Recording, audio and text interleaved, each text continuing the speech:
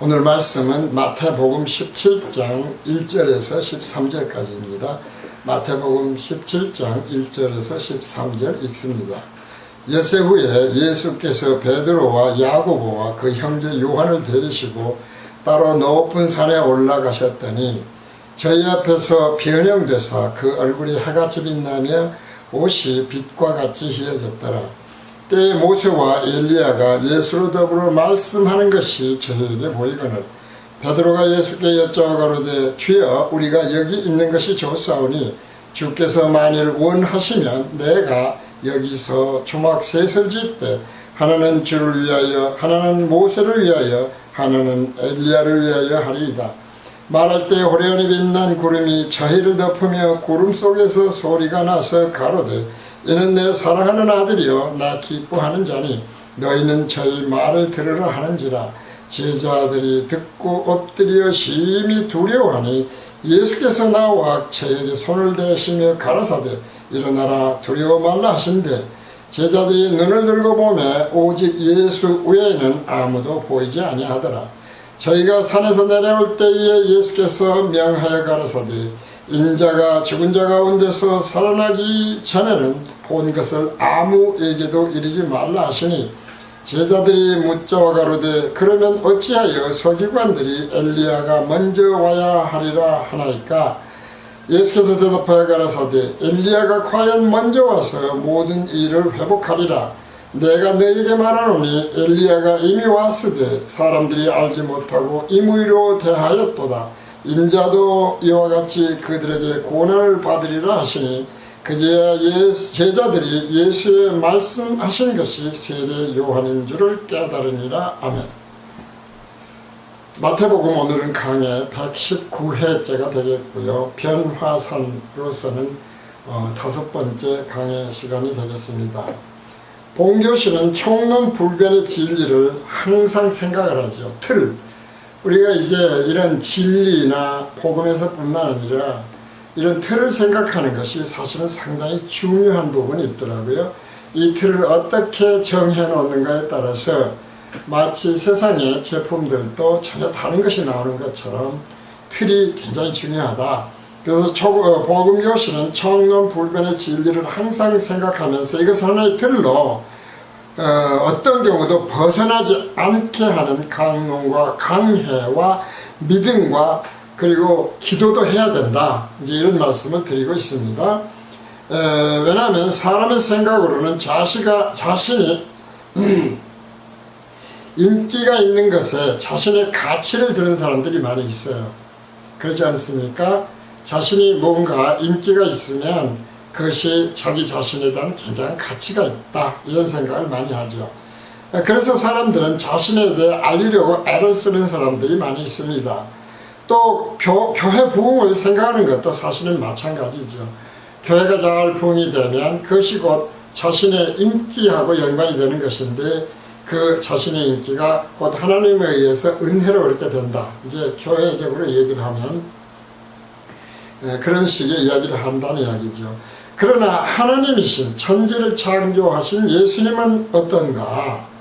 과연 예수님이 인기 끌기를 원하시는 예수님인가? 이 생각을 해보자는 것입니다. 왜냐하면 이것 또한 틀이기 때문에 그래요. 예수님만이 길이요 진리요 생명이라고. 그래서 모세나 엘리야가 다 사라져버리고 변화산에서 새하늘과 새 땅에 그런 미래에 있을 모습도 사라져버리고 오직 예수에는 안 보였다고 하는 것은 예수님만이 길이요 진리요 사실 생명이기 때문에 그렇다는 것을 알아라. 이제 이런 것으로 우리가 받아들인다고 할 때에 역시 예수님만이 길이요 진리요 생명이고 예수님만이 길이요 진리요 생명인 총론불변의 진리의 틀에다가 우리가 이 모든 말씀들 우리의 믿음을 생각을 한다고 그런다면 결과적으로 어떻습니까?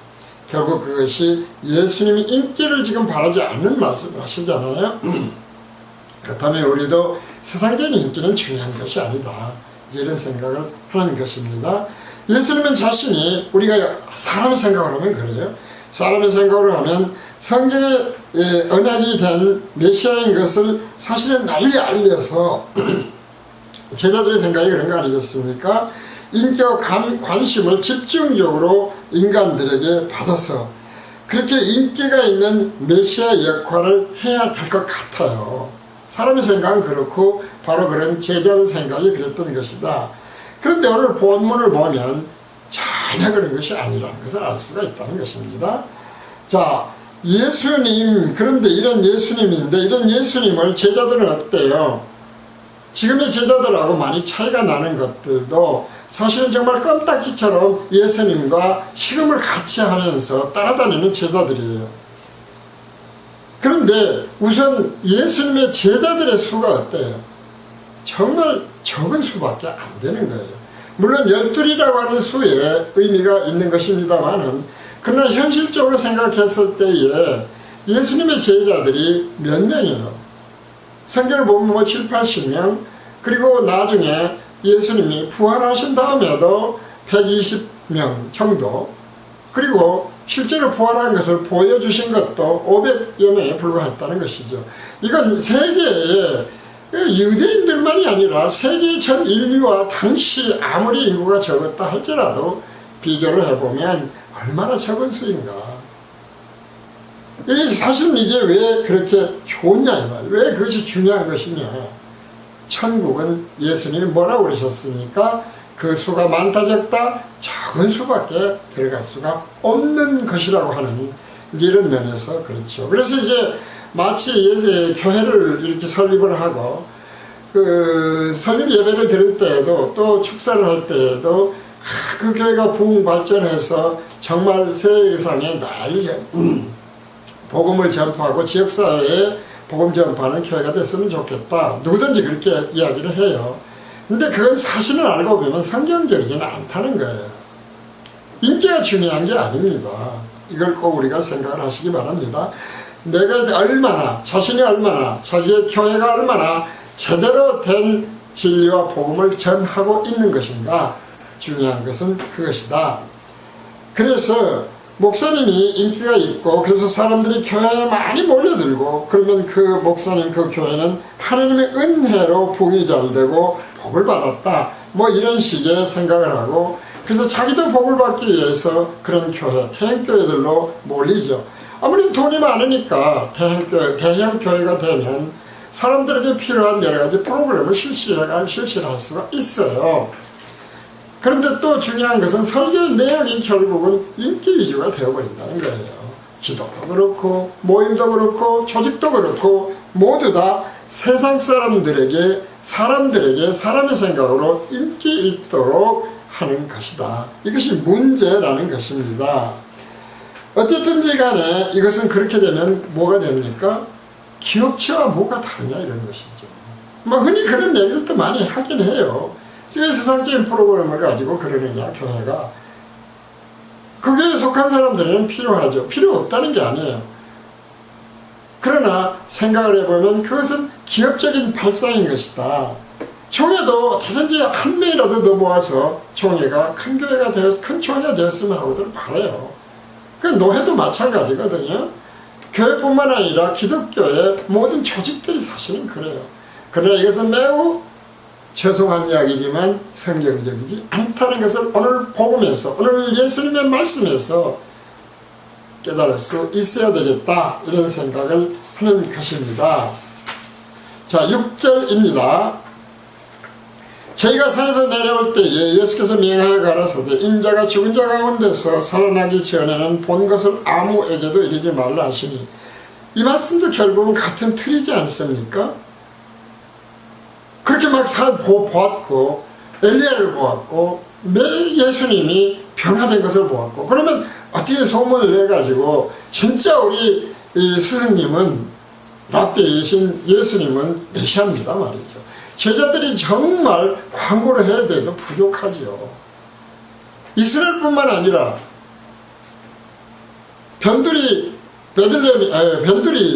어떤 그 지역 갈릴리 지역만이 아니라 전 세계도 빨리 나가야 되는 거예요. 그런데 예수님은 어때요? 인자가 죽은 자 가운데서 살아나기 전에는 본 것을 아무에게도 이르지 말라고 그래요. 부활하지 않습니까? 부활이 되기 전에는 너희들 해체 말하면 안 돼. 십자가에 죽을 건데 지금 너희들 내가 메시아다 오늘 봤다? 이런 얘기, 엘리야를 봤다? 모세를 봤다? 정말 기가 막힌 천국을 봤다? 그러지 말라는 겁니다. 자, 이런 것에 대해서도 우리가 생각할 수 있죠. 예수님이 왜 이런 말씀을 하셨을까? 사람의 생각을 하면 십자가 대속을 하기 전에 메시아에게 잡혀서 죽어버리면 우선 복음 전파를 제대로 못한다. 예수님의 계획이 틀려진다. 그래서 예수님이 제자들에게 제발 내가 잡혀 죽기 전에는, 내 때가 되기 전에는 말하지 말아라. 뭐 일리는 있는 이야기예요. 그러나 늘 말씀드리지만 청론불변의 진리에 이 말씀을, 예수님의 말씀을, 이 성경 구절을 넣으면 어떻게 돼요? 예수님은 말씀으로 천지를 창조하신 분이죠. 그렇다고 그런다면 피조물인 인간은 주님이 될 수 없어요. 주인이 될 수가 없어요. 온전하시다니까요. 모든 속성들이. 그런 예수님이 무슨 유대인이 잡아 죽이면, 미리 잡아 죽여버리면은 혹시라도 예수님이 세우신, 메시아로서 세우신 계획이 실천이 안 될까? 그런 건 있을 수 없는 일이에요. 그래서 다시 이야기를 하지만 이것은 예수님이 자신이 세운 계획이 틀어질까봐 이런 말씀을 하신 것이 아니라는 거예요. 그것은 하나님이 주권하에 있고 창세전에 이미 예정되어 있던 하나님의 계획이 있기 때문에 어떤 방해가 있더라도 무조건 다 계획대로 이루어지는 거예요. 예정대로 이루어지는 것이지 않습니까? 그것이 하나님에 대한 속성들을 우리가 하나님의 속성 그대로 믿는 청론불변의 진리의 틀이다 이 말이죠. 그러면 그것을 우리가 이제 그런 뜻이 아니구나 라고 하는 것을 일단 제껴버린다면 결국은 어떻게, 왜 예수님이 이런 말씀을 하시는 것인가 라는 것을 어떻게, 성경은 어떻게 기록되었고 우리는 그것을 어떻게 생각을 해야 되느냐, 무엇이라 기록되었으면 네가 어떻게 읽느냐, 어떻게 깨달았느냐 라는 예수님의 진리의 말씀에 우리가 다가갈 수가 있게 되죠. 그래서 왜 그랬을까를 우리가 생각을 해보면 왜 그랬다고 그랬습니까? 십자가에 못이 박혀서 예수님이 돌아가시고 그것이 뭐였어요? 자기 백성을 저희 죄에서 계속 반복되는 틀이에요.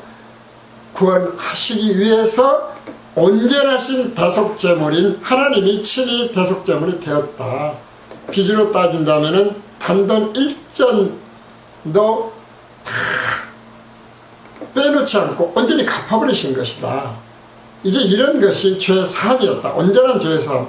예수님이 왜 짐승이 아닌, 피조물이 아닌 예수님, 하나님이 온전하신 대속제물이 되기 위해서 죽어야 할 수밖에 없었을까에 대한 생각을, 왜 예수가 하나님이 메시아로 자기 백성에 오셨을 수밖에 없는, 왜 십자가에 매달려 죽을 수밖에 없었던 것인가를 아는, 깨닫는 그것이 바로 진리이고 복음이다 이 말이죠. 온전한 대속제물이라 된다는 이야기예요. 그래서 피조물은 안 되는 거예요.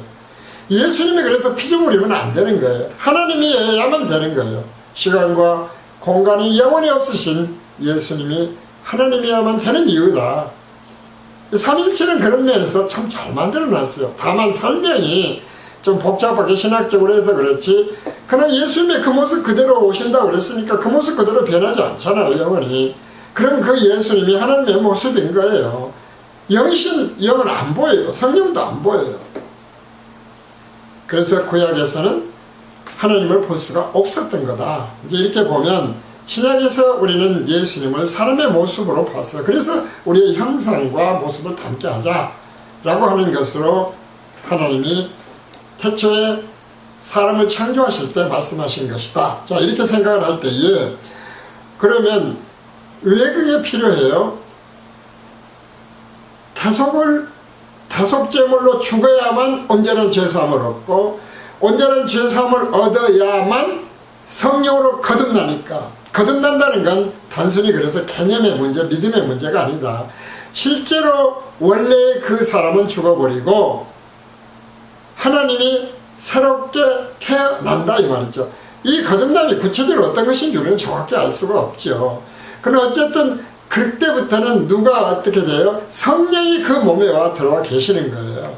육신으로 있다 할지라도 실제로는 그 몸에 성령이 들어와 계시는 것이다 라는 것이죠.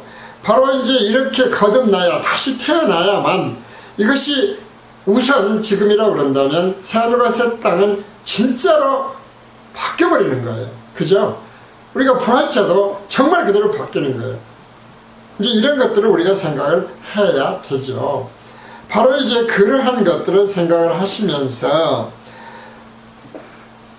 자, 그러면 죽었다, 새로 태어났다 그런 말씀을 하시지 않습니까? 성경을 알려주는 거예요. 그것이 뭡니까?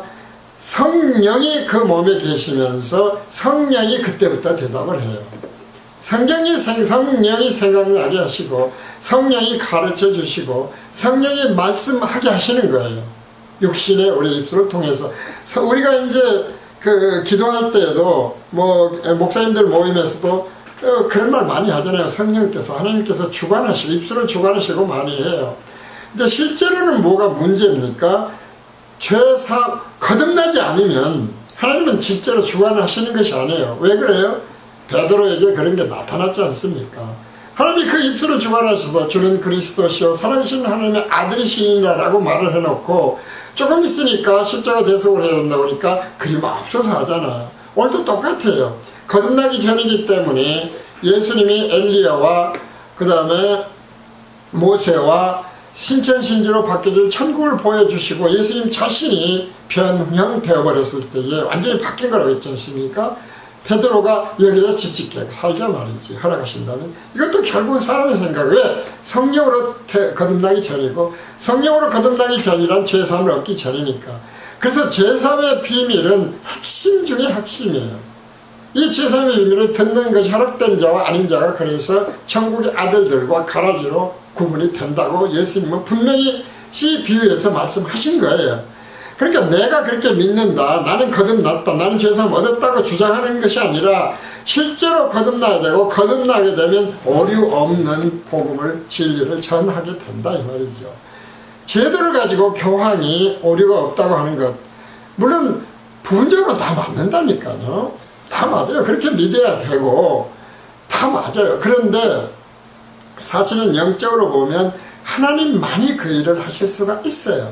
그러니까 예수님이 나는 길이요 진리요 생명이라고 하신 것이다. 그래서 다시 정리를 하면 성령으로 거듭나기 전이었기 때문에 말하지 마라. 무서워서가 아니에요. 계획이 틀어질까봐가 아니에요. 그게 하나님이 세우셨기 때문에 무조건 이루어지는 거예요. 처음부터 그렇게 하도록 만들어 놓으셨으니까. 하늘과 새 땅이 있도록 만들어 놓으신 거니까. 그런데 거듭나기 전에는 헷갈리게 되어 있다는 얘기죠. 오늘날에도 왜 수없이 많은 누룩들이 들어갑니까? 늘 말씀드리지만 기복주의 신앙, 율법주의 신앙, 신비주의 신앙에서 왜 뒤섞여버리냐 이 말이죠. 거듭나지 않아서 그런 거예요. 많은 총이들이 있고 왜 분파가 일어나요? 거듭나서 진정한 성령이 깨우치신 진리와 복음을 전하면 하늘로 통일될 수밖에 없어요. 근데 통일이 안 됐다는 건 거듭나지 않은 무리가, 총회가, 노예가 너무 많아서 그렇다. 이걸 우리가 꼭 오늘 깨달아야 되겠습니다. 자, 그래서 아직도 잘 깨닫지 못한 제자들이 말합니다. 제자들이 묻자고 가로되 그러면 어찌하여 서기관들이 엘리야가 먼저 와야 하리라 하나이까? 왜 이렇다고 그랬습니까? 물론 앞으로 우리가 이전에도 읽고 그랬었습니다마는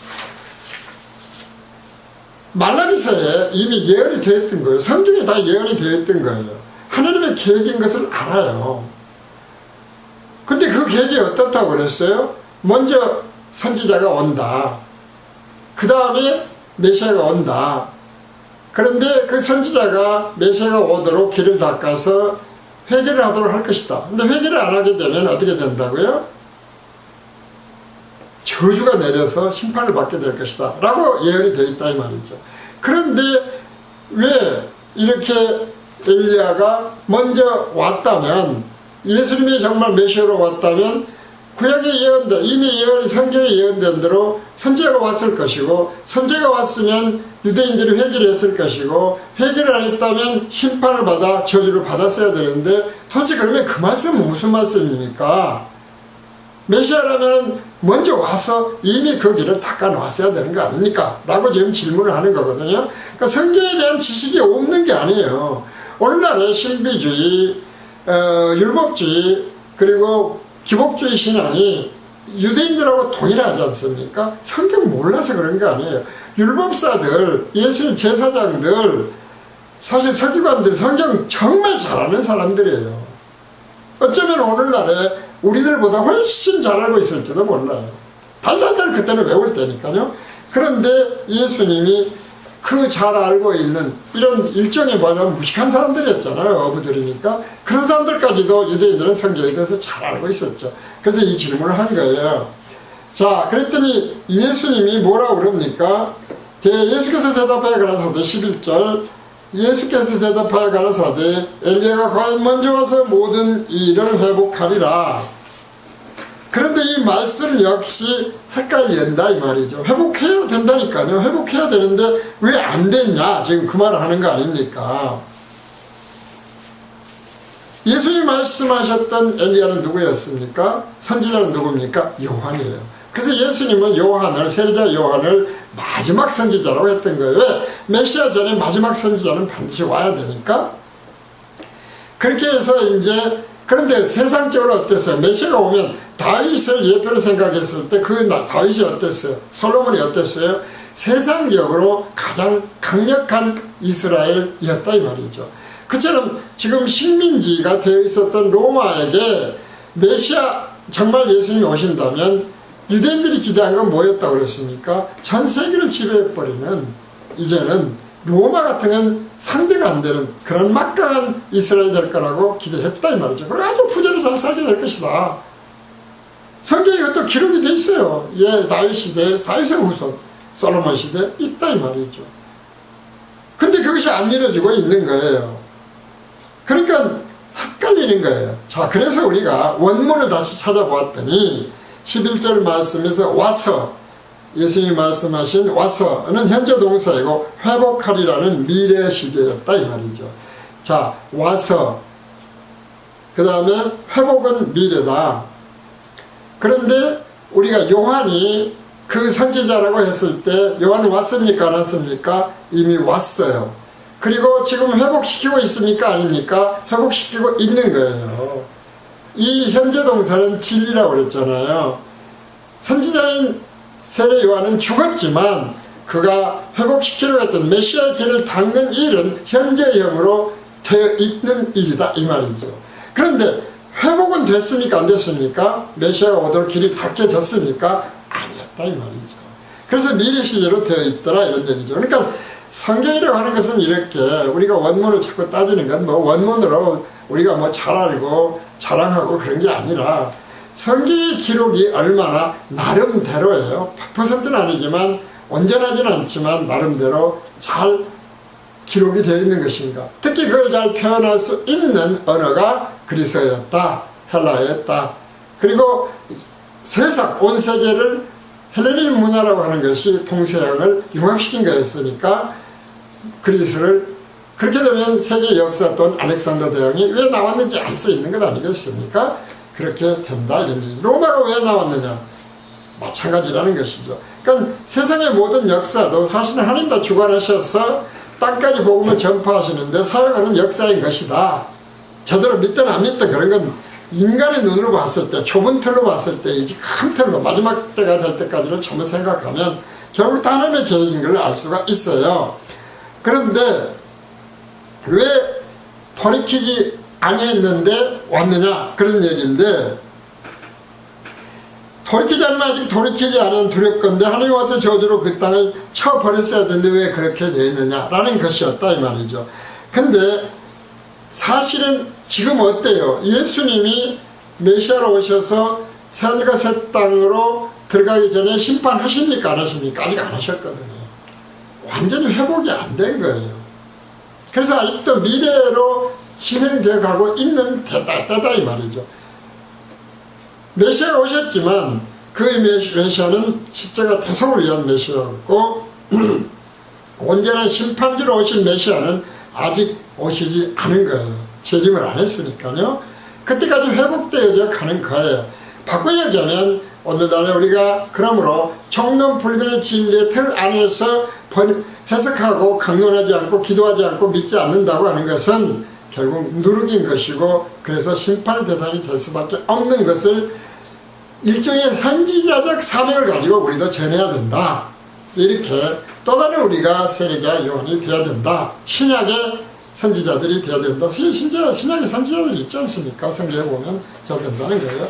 자, 그래서 내가 너에게 말하노니 엘리야가 이미 왔으되 사람들이 알지 못하고 임의로 대화하였도다. 인자도 이와 같이 그들에게 고난을 받으리라 하시니, 임의로 자기들 생각으로, 그 말 아니겠습니까? 임의로 자기들 생각으로, 사람의 생각으로, 자기들 생각으로 그 다음에 인의 생각, 사람의 생각으로 결국 이제 대우를 했어요.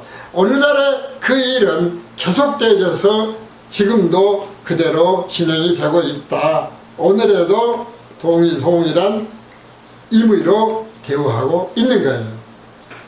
그것이 기복주의 신앙이고 율법주의 신앙이고 신비주의 신앙이다. 이렇게 해석을 하면 돼요. 그랬더니 그제 제자들이 예수의 말씀하신 것이 세례 요한인 줄을 깨달으니라. 사실 아주 좁은 의미에서 깨달은 거예요. 제자들. 왜? 거듭나기 전이니까. 좁은 틀이에요. 좁은 틀. 이것 또한 거듭나기 전이어서 그래서 제자들은 이렇게 깨달았다고 했지만 제대로 깨달은 것이 아니었다 라고 하는 거예요. 제대로 안 깨달았으니까 다시 예수님 십자가 대속할 때 별짓 참 창피스러운 데 많이 하지 않습니까? 그래서 여기도 말씀하신 대로 그것 때문에 너희들 말하지 마라. 너희들은 거듭나지 않았어. 너희 생각으로, 사람 생각으로 대답해. 그런 거니까 하면 안 돼 라고 하는 말씀을 하셨던 거다. 자, 이제 그 말씀에 대해서 한번 읽어봅니다. 예언된 말씀이었습니다. 이사야서 53장 1절에서 12절입니다. 좀 깁니다만은 읽어봅니다. 자, 우리의 전한 것을 누가 믿었느냐? 여호와의 팔이 누이게 나타났느냐? 그는 주 앞에서 자라나기를 연한 순 같고 마른 땅에서 나온 줄기 같아서 고운 모양도 없고 풍채도 없은즉 우리의 보기에 흉무할 만한 아름다운 것이 없도다. 예수님이 근사하게 메시아로 나타날 줄 알았는데 실제로는 이 예언이 있었다 이 말이죠. 깨닫지 못했을 뿐이에요. 그는 멸시를 받아서 사람에게 싫어 버림받았으며 간고를 많이 겪었으며 질고를 아는 자라 마치 사람들에게 얼굴을 가리우고 보지 않음을 받는 자 같아서 멸시를 당하였고 우리도 그를 귀히 여기지 아니하였도다. 메시아로 왔는데 메시아 뭐 전혀 그런 메시아는 없어 라고 하는 가려버린 식이 됐었다. 없었던 것으로 메시아는 없었던, 그래서 죽여버린 거 아닙니까? 근데 사실은 그 죽이는 행위도 하나님의 계획 가운데 있었다 이 말이죠. 그는 실로 우리의 질고를 지고, 우리는 정말 많이 목사님들이 하시는 말씀이죠. 그는 실로 우리의 질고를 지고 우리의 슬픔을 당하였거늘 우리는 생각하기를 그는 징벌을 받아서 하나님에게 맞음에 고난을 당한다 하였노라. 십자가 대속이 그런 거 아니겠습니까? 오늘날도 동일하다니까요. 우리를 당해서 이제 우리가 모든 것이 다 하나님의 은혜 가운데 들어갔다. 맞는 말이에요. 그러나 거듭나지 아니한 자들은 그 질고를 대신 져주시 않은 거예요. 무슨 이야기입니까? 하나님이 택하지 아니한 자들, 가라지들, 복음을 제대로 전하지 않는 자들, 누룩을 섞는 자들, 복음교실식으로 말씀드리면 총론불변의 진리에서 벗어나는 자들, 이런 자들을 예수님이 대신 죄사함을 위해서 십자가 지신 것이 아니다 이 말이죠. 거듭나지 않았으니까 엉뚱한 이야기를 하는 것이다. 이렇게 말씀을 드리는 것입니다.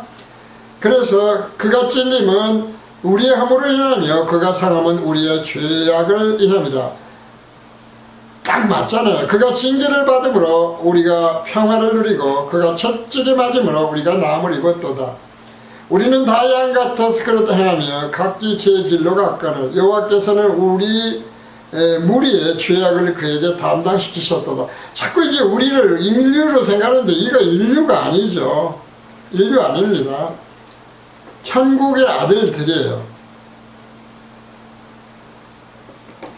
여기서 each all이란 말이 영어로 없지만 그래서 있다 라고 하는 말씀을 드리고 있는 거예요. 그가 곤욕을 당하여 괴로울 때에도 그 입을 열지 아니하였으며 마치 도수장으로 끌려가는 어린 양과 털 깎는 자 앞에 잠잠한 양같이 그 입을 열지 아니하였도다. 그러니까 제자들한테 말하지 마 하는 이야기도 결국은 같은 이야기죠. 입을 열지 않는 거예요. 그가 곤욕과 신문을 당하고 끌려갔으니 그 세대 중에 누가 생각하기를 그가 산자의 땅에서 끊어짐은 마땅히 형벌받을 나 백성의 허물을 인함이라 하였으리요. 그렇게 말한 사람이 누가 있었겠느냐. 다 손가락질했죠. 군중들. 그러지 않습니까? 군중들 막 손가락질 했어요. 그는 강포를 행치 아니하였고 그 입에 괴사가 없었으나 그 무덤이 악인과 함께 되었으며 그 묘실이 부자와 함께 되었다. 그대로 되었거든요. 그래서 예수님이 뭐라고 그러셨죠? 무슨 말씀 하셨어요? 내가 너희들 당장 내 천사들 보내면 끝내버려. 근데 내가 안 해. 라는 말씀도 역시 예언되어 있었던 것을 말씀하시는 거다. 여호와께서 그로 상함을 받게 하시기를 원하사 하나님이 원하신 거다. 질고를 닦게 하셨은즉 그 영으로 속전제물로 드리기에 이르면 그가 그 씨를 보게 되며 그 날은 길 것이요 또 그의 손으로 여호와의 뜻을 성취하리로다. 심판 전까지입니다. 그죠? 심판 전. 길죠. 2000년이 지났어도 아직 안 됐어요. 그래서 그가 자기 영혼에 수고한 것을 보고 만족히 여길 것이라. 나의 의로운 종이 자기 지식으로 많은 사람을 의롭게 하며 또 그들의 죄악을 친히 감당하리라. 다 이뤘다